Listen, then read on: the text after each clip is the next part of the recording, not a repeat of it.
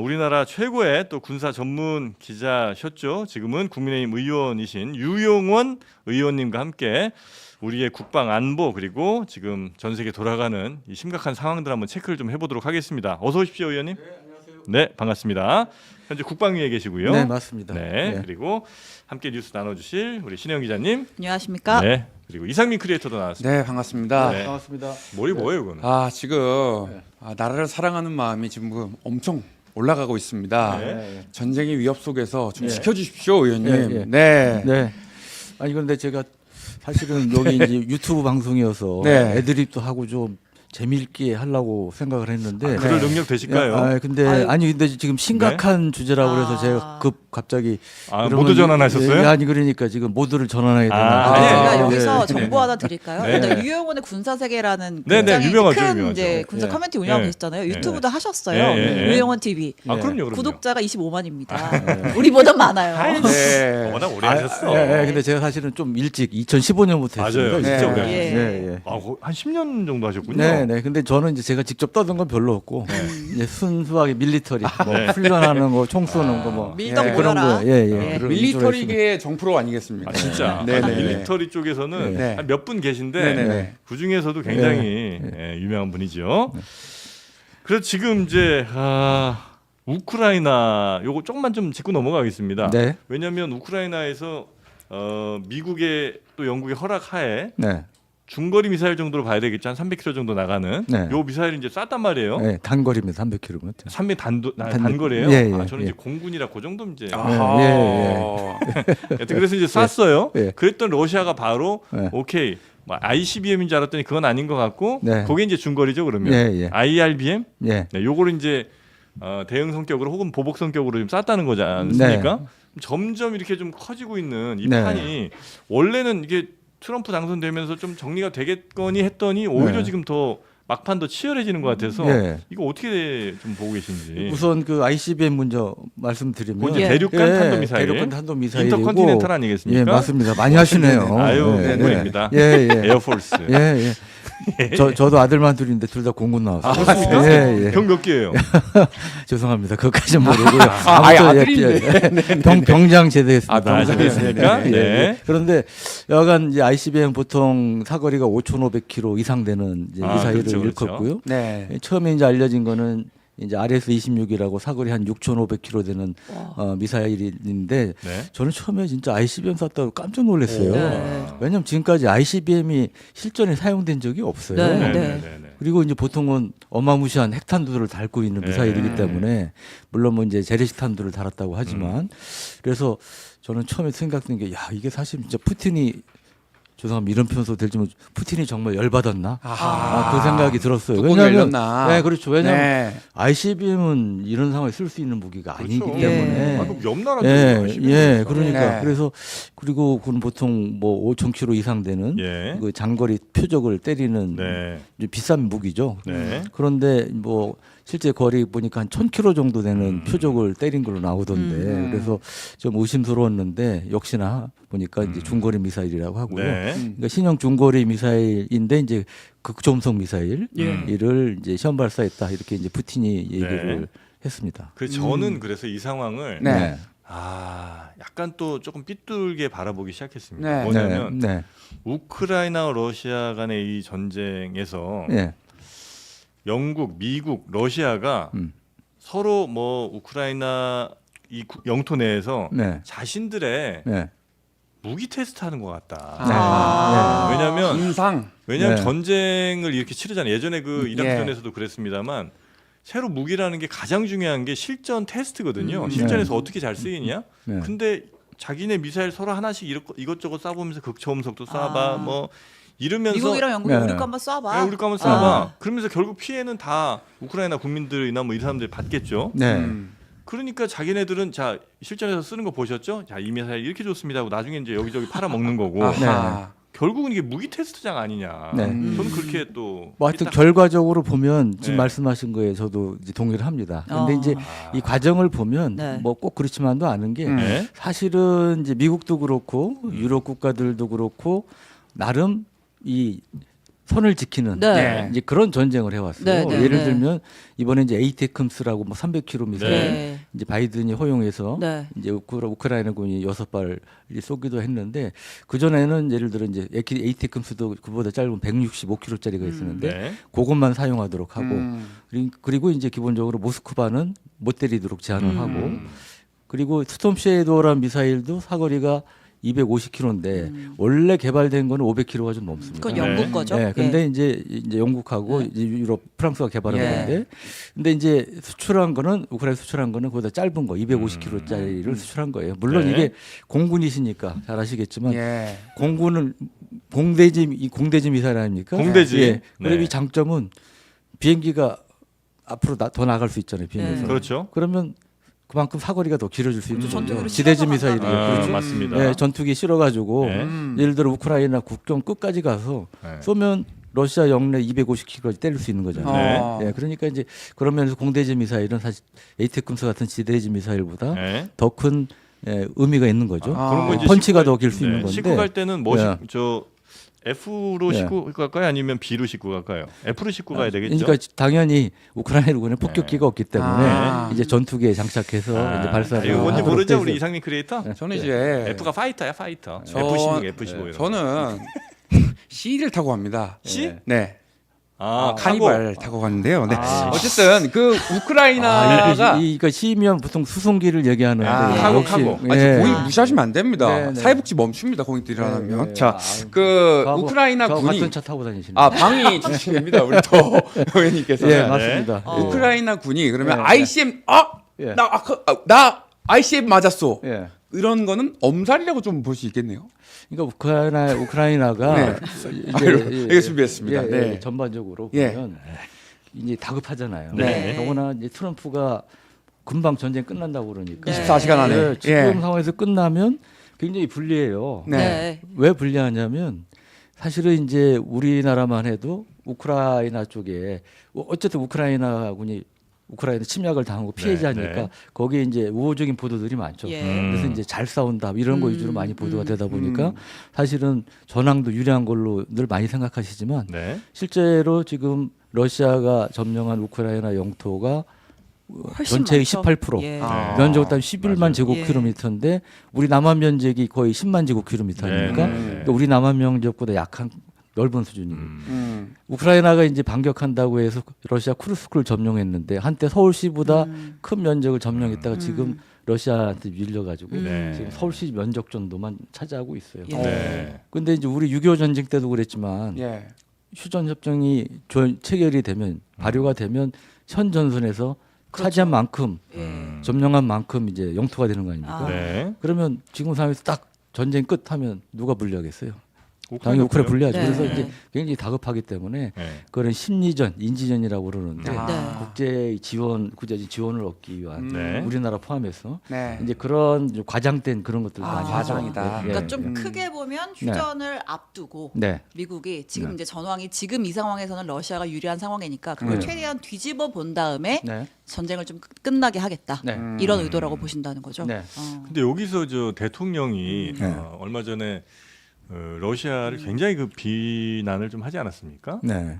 그거는 이 전쟁 막바지 상황으로 생각한다면 괜찮은 선택입니까? 이게 조금 네. 만약에 이제 이 상황에서 전쟁이 딱 끝나요. 네. 러시아랑 어쨌든 우리는 다시 뭔가를 또 하긴 해야 될 거 아니에요. 네.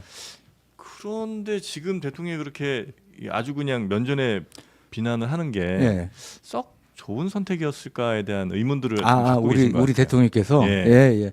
근데 저는 그 부분은 충분히 그럴 수 있다고 보는 아, 게요. 그래요? 왜냐하면 우크라이나전이 그냥 큰 변수 없이 뭐 그냥 흘러왔다면 모르겠는데 아시다시피 지금 아, 북한군이 지금 예. 파병돼 10,000명 넘게 파병돼서 네. 이제 전투를 시작하지 않았습니까? 네. 그리고 이게 강 건너 불 나무 일이 아니고 이제 우리한테 직접적인 안보 위협이 될 수 있는 사안이기 때문에 우리 입장에서 그런 러시아에 대해서 아무 소리 안 하고 있으면 그게 오히려 이상한 거 아닌가요? 그리고 솔직히 그러면 국제사회에서 러시아부터 네, 네. 얼마나 우리를 우습게 보겠어요. 야. 아 그래 쟤들은 뭐 아무리 뭐 이렇게 건드리고 뭐 해도 아무 소리 못 하는구나 그럴 거 네. 아닙니까? 예. 네. 그러니까 외교적으로 좀 필요한 발언이었다. 그렇죠. 예. 그러니까 말을 해도 이제 아. 일단 이제 우크라이나에 무기 지원하는 건 이제 별개의 문제고요. 네. 이제 말이라도 그런 식으로 네. 경고를 할 필요가 있다고 봅니다. 아니면 이제 말을 하는 데 있어서 이게 외교의 영역이니까 조금 뭐 예.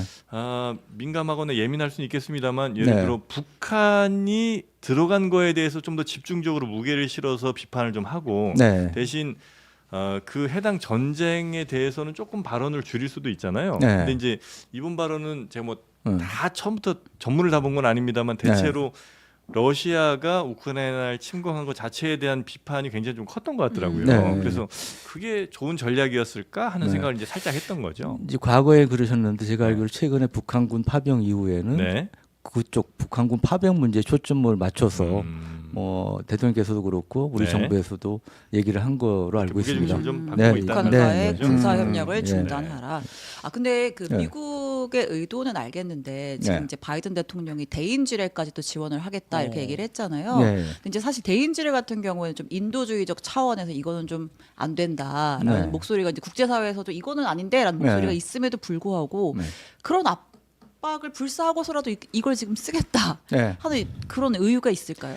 그러니까 이게 사실은 지뢰가 네. 사실 굉장히 비인간적인 비인도적인 그렇죠. 무기예요. 예. 그래서 이 전 세계 분쟁 지역에 네. 이제 지뢰가 많이 깔렸는데 그것 때문에 뭐 노약자 어린이들이 이제 불구가 된 경우도 있고 예. 너무 안타까워. 민간인들도. 예, 그래서 네. 이제 세계적으로 이제 대인 지뢰를 금지하는 쪽을 많이 하고 있고 네.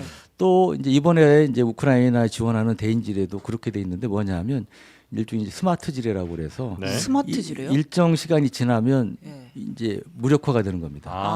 안 터집니까? 아니, 그러니까 이게 이제 아. 배터리로 예. 작동이 되는데 네. 뭐 짧게는 48시간, 길게는 한 뭐 2주에서 뭐 4주 정도 이내가 되면 배터리가 닳아서 예. 그럼 작동이 안 되도록 그렇게 돼 있어요. 그 설계가. 나중에 시간이 예. 지나더라도 예, 그렇죠. 아. 시간이 지나면 근데 일정 기간 어떻게 지나. 100% 신용합니까? 그 우연히 아. 터지거나 이럴 일은 없단 말씀이신 거죠? 아, 그렇죠. 아니 그러니까 물론 누가 그 사이에 아니, 그 밟거나 사이가 이러면 아니고 이제 예, 뭐 예. 전쟁 끝나고 뭐 한 3, 4개월 지나고 1년 지났는데 예. 가끔 이제 지뢰들은 그런 경우가 많잖아요. 예, 예. 근데 요거는 예. 그 배터리의 영향으로 예. 한 1년 지나고 이렇게 되면 아예 그냥 터질 그렇죠. 예. 걱정은 예, 없다. 그러니까 우리가 지금 6.25 전쟁 때 깔린 지뢰도 어떤 경우는 네. 발견이 돼서 맞아요. 네, 네, 네. 어떤 폭발한 경우도 있는데 네. 그러니까 요즘 이제 얼마 전부터는 이제 그런 지뢰의 부작용을 네. 이제 국제사회가 인식을 해서 이제 그런 식으로 만듭니다. 딱 이 예. 전쟁 기간만 터질 수 있도록 일정 기간. 일정 예. 기간만. 예. 지금 예. 당장 전쟁 기간도 문제인 게 일단 네. 지뢰가 깔리면 네. 뭐 예를 들면 쿠르스크나 이런데 지금 뭐 북한군 최전방 보내가지고 막 싸우게 한다 그러잖아요. 네. 그럼 보병들 깔려 있는 북한군들이 피해를 또 크게 입을 수 있다. 네. 뭐 이런 얘기도 있더라고요. 그렇죠. 그건 네. 어쩔 수 없죠. 이 전쟁이잖아요. 아니, 그러니까 북한은 지금 어느 정도까지 참전했다고 지금 판단하고 계세요? 지금 뭐 이제 우리 국정원은 한 12,000명 12,000명. 안팎을 명수는 그렇고 예. 실제 그다음- 전투 현장에 예.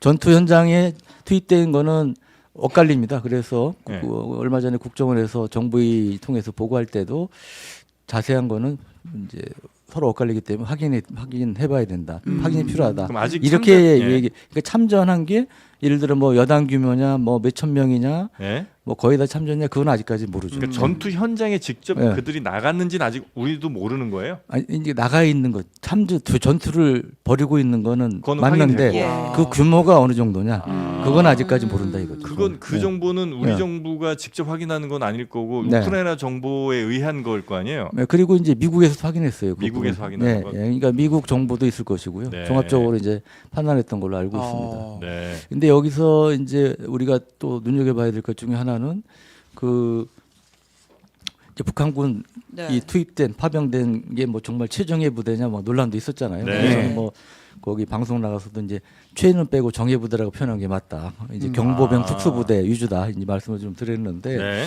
근데 이제 어려움 중에 하나는 일단 언어 문제. 네. 예, 일단 러시아 그러니까 통역 없이 이렇게 언어 소통이 매우 어려운 상황이죠. 노어가 안 되니까. 예, 예. 그래서 뭐 북한군 30명당 통역 1명이 붙는다 뭐 이런 얘기도 있는데 언어 문제가 있고 또 하나는 사람 구별 문제가 있어요. 네. 예. 그러니까 북한군 입장에서 볼 때 이게 러시아군인지 우크라이나군인지 헷갈릴 수 있다 이거죠.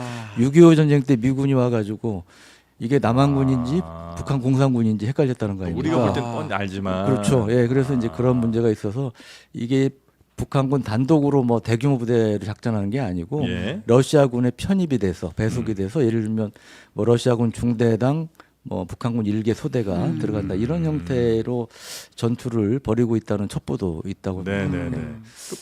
북한은 저 러시아에 가서 얻을 수 있는 게 이제 그 전에 막 분석하기로는 네. 무슨 미사일 기술 얻어올 거다, 뭐 돈 얻어올 거다, 앞으로 뭐 네. 저 천연자원 같은 거 이제 갈 거다 얘기 많았는데 네. 아마 돈과 뭐 천연자원 쪽 혹은 뭐 식량 이런 건 좀 갈 것 같은 건 맞는 것 같고 네. 대신 미사일 기술까지 주진 않을 거라는 얘기가 요즘 많이 있더라고요. 예. 그거에 대해서는 어떻게 우리 파악하고 계십니까? 그러니까 지금 이제 북한 입장에서 그 얼마만큼 많은 지원을 하느냐에 따라서 반대급부도 북한 입장 더 강하게 요구할 수 있겠죠. 그렇겠죠. 네. 근데 이제 러시아가 실제로 북한이 원하는 만큼 줄 것이냐는 별개의 사안이죠. 네. 그러니까 이제 두고 봐야 되는데 일단은 지금 식량이라든지 여러 자원 일단 북한 지원 들어가되고 있는 게 확인이 되고 그건 있고요. 이미 들어가고 있고 현재. 예. 그래서 북한 입장에서는 그것도 이제 사실 큰 도움이 되는 거죠. 네. 경제가 어렵고 식량 문제도 있고 그러니까. 네.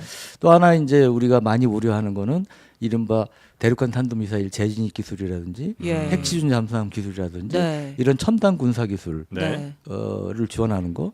또 뭐 신형 전투기 같은 공군력이 약하잖아요. 해군군력이. 네. 그러니까 그런 것들을 우려하는데 네. 아직까지 이제 그게 확인된 거는 아. 이제 없었어요. 근데 근데 지난달에 예. 그 화성 19형 쐈을 때 네. 그때 그 의원님도 그 아마 의원실에서 자료를 공개하신 걸로 아는데 이미 좀 러시아의 기술이 반영된 것 같은 게 보인다. 네. 뭐 그런 것도 제가 봤거든요. 맞습니다. 예. 그런데 이번에 이제 북한이 화성 19형이라는 신형 그 구체연료 ICBM을 쐈는데 이게 이제 저는 뭐 이제 그렇게 표현하는데 북한이 이제 일본 열도 안 넘기려고 보통 이제 미사일 이렇게 포물선기도 그러면서 날아가잖아요. 예. 근데 이제 이걸 제대로 쏘면 일본 열도를 넘어가야 돼요. 네. 근데 이제 일본 열도 안 넘기고 테스트하려면 어떻게 돼요? 높이 올리는 위로 수밖에 슝? 없죠. 네, 예. 네. 그러니까 북한이 아, 너 표현이 경박하네요. 좀- 예. 표현이 아니 뭐 정확한 거예요, 사실은. 너무 예. 슝 맞습니다. 쏘는 거잖아요. 네. 예, 근데 예. 그러니까 이제 거의 수직으로 이제 예, 올리는 거죠. 예. 그러니까 이제 이게 계속 지금 ICBM 부분 높이 뛰기 세계 신기록을 북한이 경신하고 있다. 아, 이신바에바. 네. 네. 그래서 전에는 네. 화성 18형의 경우는 6,600km까지 올라갔어요. 예. 또 고도? 예, 고도 6,600. 예. 그건 아, 그래요? 또 어마무시한 겁니다. 왜냐하면 보통 선진국에서 ICBM 테스트할 때 1,500에서 2,000km 이상은 안 올라가요. 정상적으로 비행할 때. 6,000km를 6,600인데 이번에 몇 킬로 올라간 7,600km 올라갔어요. 와. 1,000km 더 올라갔어요. 그래서 이번에 화성 19형은 화성 18형에 비해서 크기도 커지고 무게도 아. 무거워진 걸로 네. 또 외형상 봐도. 근데 이게 더 올라갔으면 엔진이 화성 18형하고 똑같은 걸로 그럴 수 있겠어요? 네. 어렵겠죠. 네. 더 센 이제 신형 엔진을 썼을 텐데. 아. 근데 중요한 게 이런 신형 엔진을 미사일에 다 쏠려면 테스트를 합니다. 엔진 네네네네네. 연소 시험이라고. 근데 그런 테스트할 징후가 없어요. 그래서 러시아 이제 거를. 최근에 이제 국방정보본부에도 제가 이제 그 질의에서 이제 답변을 받았는데 그 러시아 지원 가능성을 배제할 수 없다. 이제 네. 이런 답변을 그럼 받았습니다. 기술이 어쩌면 예. 갔을 수도 있거나 혹은 이제 뭐 극단적으로 얘기하면 이제 엔진이 통째로 갔을 수도 있고 아니면 이제 일부 지원을 받아서 이제 했을 수도 네네네. 있고요. 예. 지금 이제 북한이 거의 러시아랑 군사 동맹 수준 정도의 조약을 했잖아요. 네. 그래서 어떤 분들은 또 걱정하시는 게 만약에 뭐 휴전선 근처에서 우리가 북의 도발이든 뭐 어떤 우연에 의한 도발이든 뭐 이런 것들이 발생했을 때 네. 충돌이 발생했을 때 네. 러시아군이 자동으로 들어올 수 있는 거 아니냐는 얘기 하시는 분도 있습니다. 도와주러. 그 가능성이 있습니까? 이게 저는 이제 가능성이 높아졌다고 봐요. 왜냐하면 북한이 실제로 이렇게 많은 병력을 지원을 안 했다면 네. 러시아 입장에서도 그냥 대충 속된 말로 이제 말로만 때운다든지 예. 아니면 할 텐데. 일부 뭐 장비 좀 지원하는 걸로 끝낼 수도 있었겠지만 네. 이제 북한이 여기 들어간 이상 일정 부분 이제 희생자가 나올 거 아닙니까? 네, 네. 그러면 이제 러시아 입장에서 부담을 받을 수밖에 없겠죠. 그러니까 이미 그리고 병력 파견하기 이전에 북한이 포탄만 해도 한 800만 발 그리고 뭐 K-20 같은 미사일 같은 것도 러시아에 지원을 했어요. 네. 그렇기 때문에 그 플러스 이번에 이제 병력 지원까지 한 거기 때문에 네. 말씀하신 그런 부분이 이제 실현 가능성이 높아졌다고 볼 수도 있겠습니다. 그러면 그 되게 위험한 것 같은 게 예. 우리는 미국과 지금 한미 동맹이고 군사 동맹이고 네. 러시아는 지금 북한이랑 거의 동맹 수준이고 예. 그래서 만약에 여기서 뭔가 문제가 발발하면 네. 거의 세계 대전에 준하는 갈등 내지는 분쟁이 여기서 벌어질 수도 있는 거 아니에요? 맞습니다. 굉장히 중요하고 본질적인 문제를 어허. 지적을 하셨는데 예. 지금은 예를 들어 한반도에 유사시 어떤 상황이 생기면 네. 한미 동맹 아닙니까? 그렇죠. 한미 연합군이 예, 예. 연합작전 계획 위해서 예. 이제 북한이 뭐 전면전 도발을 한다면 이제 밀고 올라가고 뭐 이렇게 작전 계획이 짜 있는데 한미 대 북의 대결 구도였다면 네. 앞으로는 한미 대 북로의 대결 예. 구도가 될 수 있는 거죠. 네. 그래서 상당히 그 부분도 이제 우려되는 음. 상황입니다. 그 최근에 이제 뭐 조금 여담일 수 있겠지만 네. 참관단을 보내느냐 마느냐 아, 이슈가 우리가 있었잖아요. 아, 논란이 우크라이나에. 됐죠. 또 뭐 네. 군사 전문 기자셨으니까 네. 저희 보내야 됩니까 말아야 됩니까? 저는 뭐 야당에서는 이제 굉장히 강하게 반대하지만 예. 저는 순전히 군사 안보 측면에서는 네. 당연히 가야 된다고 가야 생각합니다. 됩니까? 예, 왜냐하면 제가 사실은 이제 안 하기로 했으니까 말씀드리는데 네. 이 북한군 파병 문제 불거지기 전에 제 개인적으로 우크라이나 한번 가려고 제가 추진을 했었어요. 아. 조용히. 예. 아. 근데 제가 왜 그 생각을 했냐면 예. 네.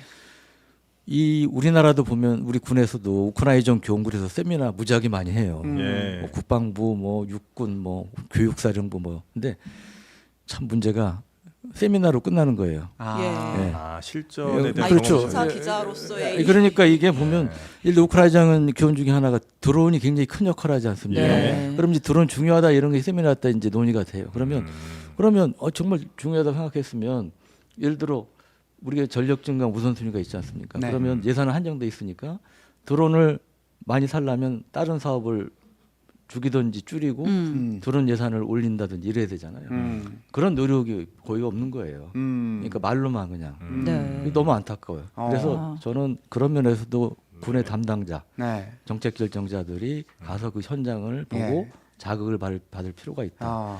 그리고 군이 그러면 소극적이니까 제가 국회의원 신분이지만 절에도 가서 한번 그렇게 좀 하고 싶다는 생각을 제가 했었어요. 네, 사실. 네. 예. 예. 근데 이 야당에서는 네. 이 참관단이 가는 그 자체가 네. 이 전쟁 한복판에서 네. 구도가 이미 짜여지는 상황이다. 네. 참전하는 그림으로 된다는 예, 거죠. 그 그림 자체가 예.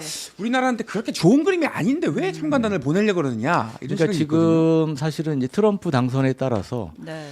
이 그 구도가 좀 바뀐 거는 맞습니다. 그러니까 네. 저 같은 경우도 전에 이제 공격용 무기는 그야말로 치우의 카드로 네. 이제 올려놓고 이제 방어용 무기 같은 경우는 이제 북한군 참전에 따라서 뭐 대공 미사일 같은 거 네.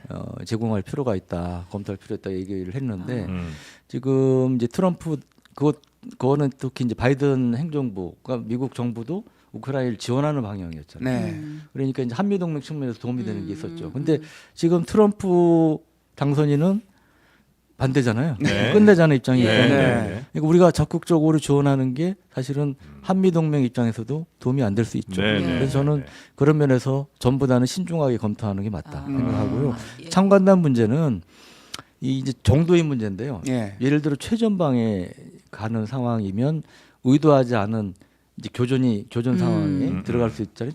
거기 끼게 되는 상황을 우려할 수도 있죠. 그래서 그거는 이제 제한이 되는 부분이 있고요. 그건 네. 기술적으로 이제 제한해서 접근할 필요는 있지만 기본적으로 지금도 저는 이 참관단 그런 자세는 필요하다고 생각합니다. 네. 그 국회에서 또 이 전쟁 관련해서 또 하나 논쟁이 있었던 게 그 네. 한기호 의원과 이제 신원식 안보실장의 문자였잖아요. 네. 우크라이나와 협력해서 네. 이제 북괴군을 이제 공격을 하고 네. 그걸 우리가 심리전으로 활용하자. 네. 굉장히 좀 야당의 비판이 셌는데 네. 이거는 좀 부적절했다고 보시나요? 네. 예. 그러니까 그거는 아까 그 전에도 뭐 이제 공식적으로 얘기들 하셨지만 네. 이제 개인 간의 예. 의견이고요. 예. 사견이고 네. 그 우리 정부 입장하고 전혀 다릅니다. 예, 네. 전혀 아니고요. 예. 그래서 저도 뭐 하여튼 그 부분은 우리 네. 한기호 위원장님과 네. 신원식 실장 간에 이제 개인적으로 오갔던 네. 이제 그런 거로 봐주시면 좋을 것 네. 같습니다. 아, 그 뭐 댓글에서도 좀 많이 올라오곤 있습니다만 트럼프 되면 예. 우리나라 핵 가지게 될 것 같다. 그러니까 네. 아마 주한미군 좀 빼고 대신 네. 우리가 핵을 보유하게 되는 어. 그런 그림으로 가는 거 아니냐는 전망하시는 분도 많습니다. 네. 가능성 네. 얼마나 있습니까? 그러니까 실제로 핵 보유 허용까지 갈지는 모르겠으나 네. 네. 일단 트럼프 스타일이 이제 사업가 스타일 아닙니까? 네. 본투비 사업가죠. 네. 그래서 네, 네. 그 이른바 빅딜 큰 틀의 협상에 네. 능한 사람이고 네. 그렇기 때문에 방위군단 같은 경우도 이제 지금 이미 합의가 됐지만 예. 아마 재협상 지시가 내려져서 네. 재협상을 할 가능성이 좀 매우 높다고 보고요. 네. 그러면 아마 트럼프가 얘기했던 100억 달러까지는 무리라고 보지만 일정 부분 이제 올려줘야 될 가능성이 많습니다. 그러면 거기에 대한 반대급부로 저는 이제 핵 무장까지는 아니고 잠재력, 이제 핵무기를 만들 수 있는 마음먹으면 만들 수 있는 농축 제처리 기술 확보. 이거는 이제 한미 원자력 협정이 개정돼야 되는데 이런 개정을 추진해야 된다.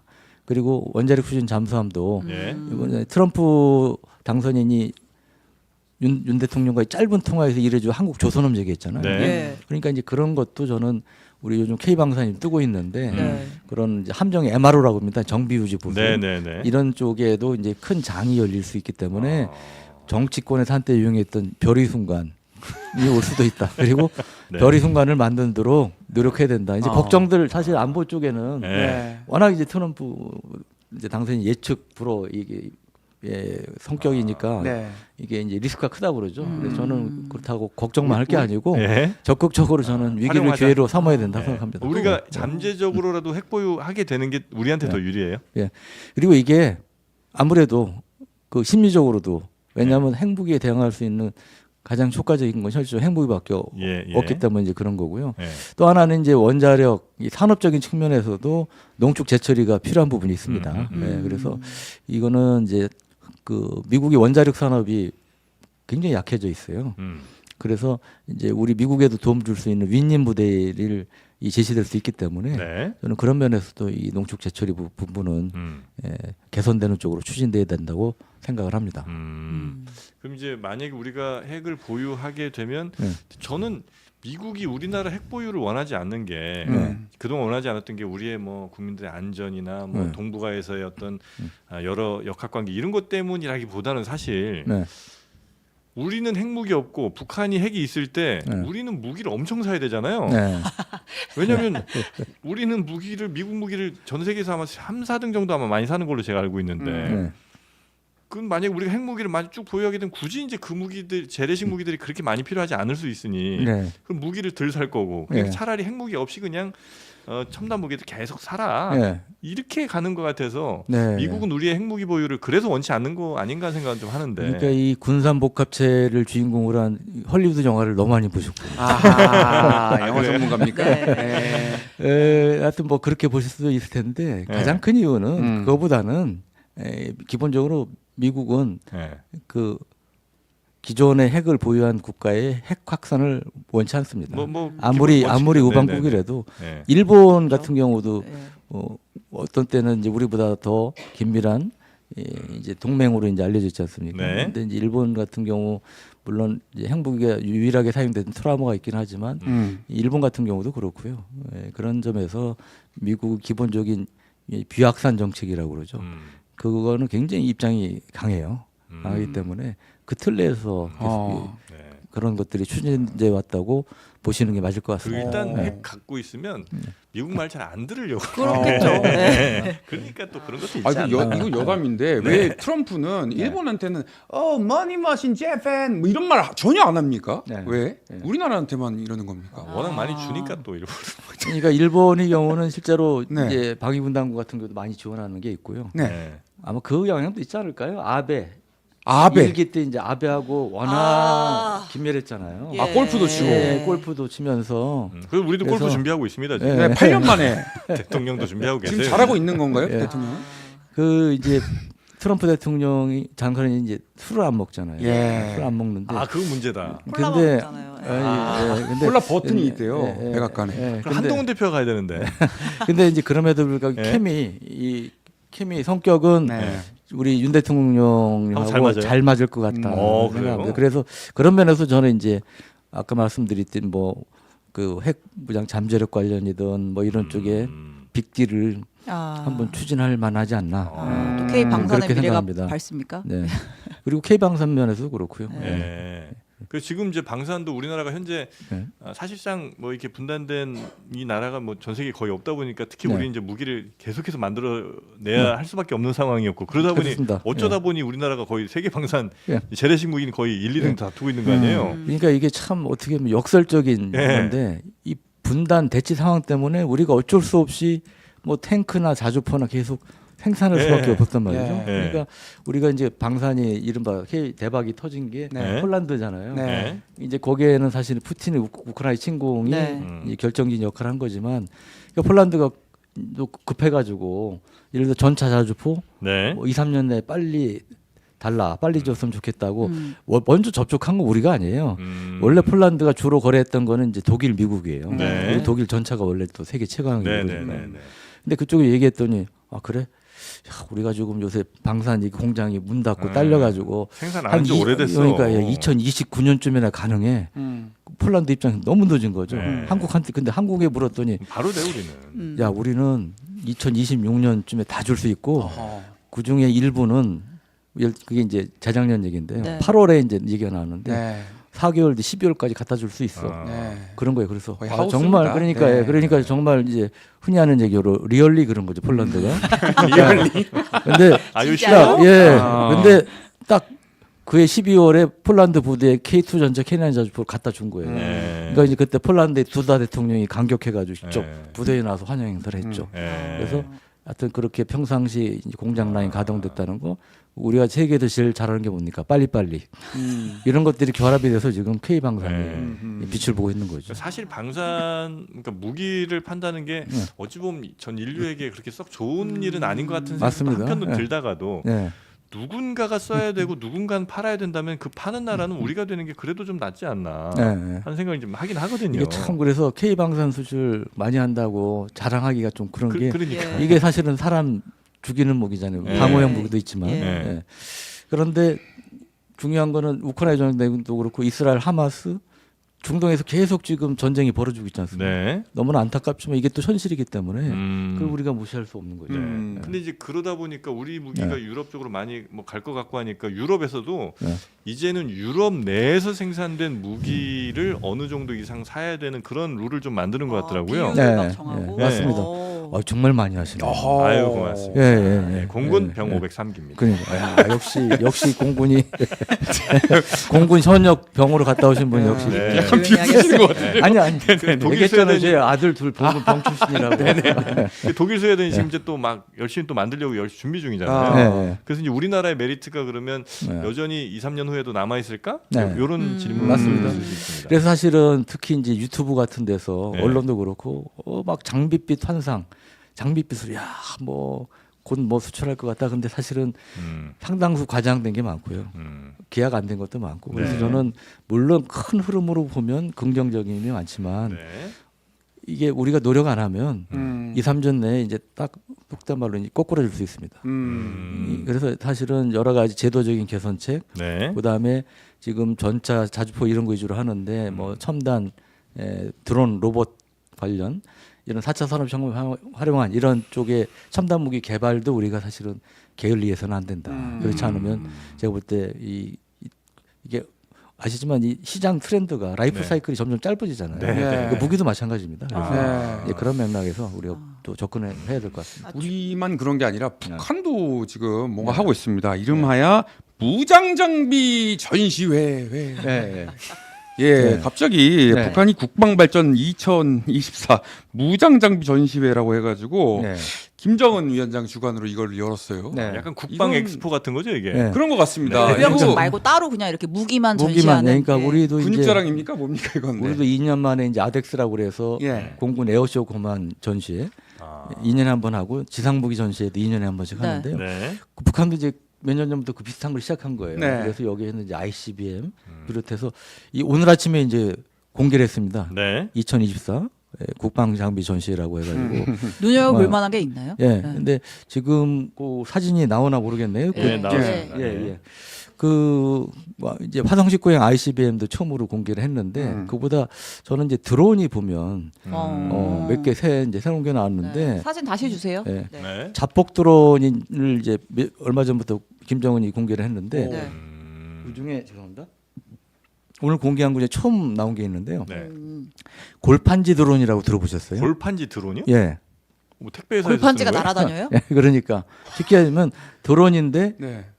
주 구성품을 골판지로 만든 거예요. 아, 이거 레이더에도 안 예, 잡히고. 그러니까 어떻게 했어요? 레이더에 안 잡히겠죠. 예. 어머. 가볍고 그다음에 싸고. 돈도 안 들고. 근데 이게 실제로 실전에서 위력을 발휘하고 있는 거예요. 이 호주에서 원래 개발한 건데 우크라이전에 우크라이나 투입이 돼서 네. 러시아 전투기 뭐도 몇 대 파괴하는데 성공했고. 골판지 드론으로? 예. 그래서 이게 근데 한 대 한 350, 400만 원밖에 안 돼요. 어머. 그러니까 가성비 최고인 예. 이런 무기인데 네. 이거를 보니까 외형상 보니까 굉장히 흡사합니다. 음. 그래서 그 성분은 이제 사진으로만 보니까 정확히 확인은 어렵지만 그 이제 그러한 우크라이나에서 위력을 발휘하고 있는 골판지 드론도 모방해서 만든 것이 아닌가 추정이 되고요. 그 외에 이제 이스라엘의 자폭 드론을 전에 그 모방한 걸 공개했는데 네. 이번에 또 그보다 작은 것도 공개하고 그래서 북한이야말로 이 우크라이나의 교훈을 제대로 살고 있는 거 아닌가. 제가 아까 말씀드렸잖아요. 네. 우리 한국군은 세미나만 열심히 하고 아. 이런 게 좀 드론 작전 사령부 만들었지만 아직까지도 제대로 된 드론을 제대로 확보를 못해서 네, 자폭 네, 드론은 폴란드 거 수입하고 그러는데 그래서 저는 저는 풍선을 그렇게 날리더니 예, 그래서 북한이 이제 그런 면에서는 뭐 하여튼 저 우리 이 드론 위협도 더 심각해질 수 있다. 네. 그래서 제가 하여튼 뭐 다른 거보다 ICBM도 있지만 네. ICBM보다 이제 그런 드론 위협이 사실 우리 피부에 와닿는 거 아닙니까? 그렇죠. 예, 네. 예. 그래서 이제 그런 걸 좀 말씀드리고 싶습니다. 큰 방향에 대한 질문 하나만 좀 마지막으로 여쭤보고 싶습니다. 아 그러니까 벌써 끝날 때가 됐나요?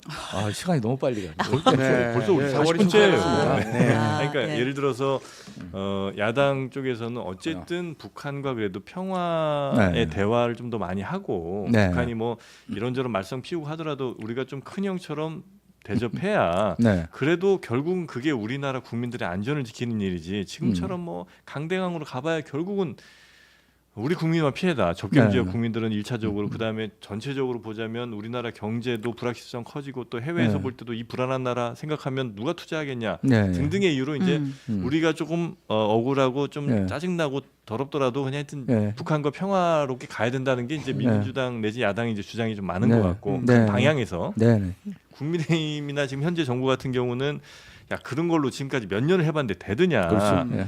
강한 모습을 보여주고 북한이 우리의 꼼짝 못하도록 만드는 네. 아주 압도적인 힘의 차이를 보여주는 게 결국은 네. 더 평화를 찾는 거다라는 이제 큰 네. 어쨌든 평화로 가는 방향인데 네. 네. 방이 서로 다른 거잖아요. 네, 목표는 똑같죠. 사실. 목표는 예. 같은데 네, 우리 맞습니다. 저 의원님께서는 어떻게 보십니까? 그러니까 저는 뭐 당연히 말씀하신 후자 쪽의 생각인데 힘을 통한 평화. 왜냐하면 그동안 전 정부에서도 그 사실 예전부터 갖고 있던 생각이세요? 예. 그러니까 저도 이제 국방부를 예. 이제 30여 년 출입을 했는데 예, 그러다 예, 보니까 정권을 이제 한 6개 정권 겪었죠. 예. 그러니까 우리가 얘기하는 보수 정권, 진보 정권 다 제가 보지 않았겠습니까? 네. 국방부 출입 기조에서 본 거죠. 그동안 이제 제가 북한의 수많은 도발도 네. 현장에서 겪었고 천안함, 뭐 연평도 도발 포함해서 뭐 핵실험도 마찬가지고 그런데 이게 보면 이제 그러한 북한에 대한 유화 제스처 또 지원을 했을 때 네. 북한이 그러면 핵과 미사일 개발에 있어서 진도가 안 나갔나요? 네, 중단된 적이 있냐 이거죠. 네. 중단된 적 한 적은 있죠. 아, 네. 척이죠, 척. 예. 그러니까 실제로 포기하거나 그런 적은 없다는 거고. 그리고 지난 정부에서도 그렇게 정상회담도 하고 그랬는데 그 사이에 우리 겨냥한 단거리 뭐 KN-23이나 600mm 초대형 방사포나 이걸 개발한 거예요. 그러니까 그 대화를 하는 정상회담이 이루어진 기간은 조용했는데 그 이듬해부터 신형 단거리 미사일 쐈는데 네. 이런 신형 무기라는 게 한두 달이 예. 되는 것도 아니고. 네, 공군 현역 병장 제대하셨으니까 아실 겁니다. 네. 하루아침에 짠하고 하늘에 떨어지는 게 아니잖아요. 네. 예? 개발을 하고 있었다는 얘기죠. 예. 뒤에서는. 네, 그렇죠. 그래서 이제 그러면 그리고 또 하나 드리고 말씀. 그러면 이 정부가 무지막지하게 정말 대결 구도로만 가느냐? 그거 아니에요. 왜냐하면 이제 북한 지금 오물풍선 막 내려오잖아요. 네. 예. 근데 이제 거기에 대해서 이제 확성기 방송을 예. 했는데 이게 무조건적으로 한 게 아니고 북한이 좀 진짜 강하게 세게 할 것 같을 때 사실 확성기 방송을 중단한 적이 있습니다. 그래서 나름 수위 조절을 좀 하면서 하고 있습니다. 왜냐하면 정말 의도하지 않았던 음. 누가 충돌을 의도하겠습니까? 의도하지 않았던 충돌이라도 예. 일어나면 네. 결국은 정권에 부담이 되는 거 아닙니까? 네, 네. 그렇잖아요. 네. 네. 예를 들어 충돌이 돼서 전투가 벌어졌는데 서로 뭐 주고받고 했대. 그러면 우리가 뭐 저쪽에 북한에 큰 피해를 입혔다 하더라도 우리 쪽에 피해가 생길 수 있는 거예요. 그렇죠. 예. 우리 쪽은 아무리 적은 피해가 생겨도 좁게는 군, 넓게는 정권에 부담이 될 수밖에 없습니다. 네. 그래서 그런 위기 상황 관리에 대해서는 야당이나 이제 일각에서 비판 하시는 거 이상으로 저는 고민하고 생각한다. 네. 저 네, 그렇게 말씀을 드리십니다. 네, 마지막 네. 질문 하나 네, 할게요. 네. 왜냐하면 요거는 정프로도 좀 좋아할 것 같기도 뭐죠, 하고 뭐죠? 우리 네. 구독자들도 좀 좋아하지 않을까 싶어요. 뭐죠, 뭐죠? 네. 병역법 개정안을 발의를 하셨어요. 병역법 개정안. 이제 군대 가기 싫어서 해외 나가서 안 들어오는 사람들이 있잖아요. 네. 버티잖아요. 네. 근데 버티다가 예. 한 38까지만 버티면 면제해주잖아요. 네. 그 면제되는 연령을 높이자. 네. 이런 법안을 개정을 하셔서 또 네. 군필자분들이 환영하지 않을까 싶어. 몇 살까지 네. 높여요? 그러니까 이 어떤 커뮤니티에서 보니까 그 관련해서 뭐 한 30만에 줘도 되고 많이 관심도 좀 아, 뜨거우시더라고요. 네. 근데 제가 이제 한 거는 선행 입영부 면제 영역 현재는 38인데요. 네. 이제 43살로 이제 상향을 하고 아. 병여부부 종료 연령이 현재 40살인데 예. 45살까지 올리는 걸로. 그러니까 아, 43세는 들어와갖고 예. 뭐 45까지는 군대 가라 뭐 이런 그렇죠. 거죠. 예, 그런 아. 취지입니다. 예, 예. 아, 그래서 그래요? 이게 아시지만 여유 있는 분들, 예. 예? 돈 많거나 뭐 이런 분들이 뭐 해외 유학을 빙자해서 이 기피하는 사례들이 있지 않습니까? 43세 그러면 네. 이등병으로. 예. 하여튼 그런 사태가 벌어져서 안 되겠지만 네, 네, 네. 취지는 뭔지 아시죠? 예, 예, 그래서 예, 예. 그런 것들에 대해서는 국민적인 공감대가 있는 것 같습니까? 이건 안 네. 된다. 그래서 제가 이제 이번에 이걸 발의를 네네. 했습니다. 예. 외국에서 버틴다고 될 문제 아니다. 그렇죠. 들어와라. 무조건 오래 버틴다고 된 능사가 아니다. 이제 네. 그걸 메시지를 전하고 싶은 거죠. 아 그렇습니까? 네. 요거는 뭐 여야가 크게 이견이 정말 없. 저는 이제 야당에서도 뭐 반대하실 이유가 없지 않을까 싶습니다. 예. 네네네. 알겠습니다. 그런 법안을 발의하셨다. 43까지는 네. 병역 의무가 주어지는 걸로. 그리고 이제 네. 43에 들어가면 한 2년 정도는 이제 군생활 해야 되니까. 뭐 요즘 45 그리고 까지. 생체 연령이 길어졌잖아요. 그러니까 곱하기 0.8을 하라는 얘기도 있는데 예. 아, 그래. 제가 이제 올해 환갑입니다, 사실은. 아, 그렇게 안 보이죠? 이런 거. 동안이십니다. 제가 이제 옆구리 찔러서 죄송합니다. 네. 네. 근데 거의 한 저도 그래, 58까지 보이는데 지금. 네, 저도 그래서 곱하기 0.8 한 나이라는 생각으로 살고 있습니다. 아 그렇습니까? 네, 네. 군인들도 네. 얼마든지 더 갈 수 있다. 워낙 또 병역 자원이 지금 부족하고 하니까 네, 그런 고민들도 아마 녹아 있는 것 같습니다. 네. 자 오늘은 군사 전문가이자 지금 현재 국민의힘 현역 의원이신 유영원 의원님 모시고 우리나라 안보, 국방 그리고 러시아 우크라이나 상황에서 우리가 또 걱정해야 될 것, 또 준비해야 될 것 등등을 한번 좀 여쭤봤습니다. 네. 유영원 의원님 다시 한번 감사드리고요. 네. 또 국방 관련해서 저희가 궁금한 게 생길 때 한번 또 모시도록 하겠습니다. 고맙습니다. 제가 사실 네. 오늘 의원 신분을 잠시 망각하고 너무 편하게 말씀드렸는데 조금 이제 좀 후폭풍이 걱정이 되긴 아이고. 합니다. 네. 오늘 정말 좋은 자리 불러주셔서 감사합니다. 아유, 네. 다음에 뵙겠습니다. 고맙습니다. 네, 감사합니다. 감사합니다.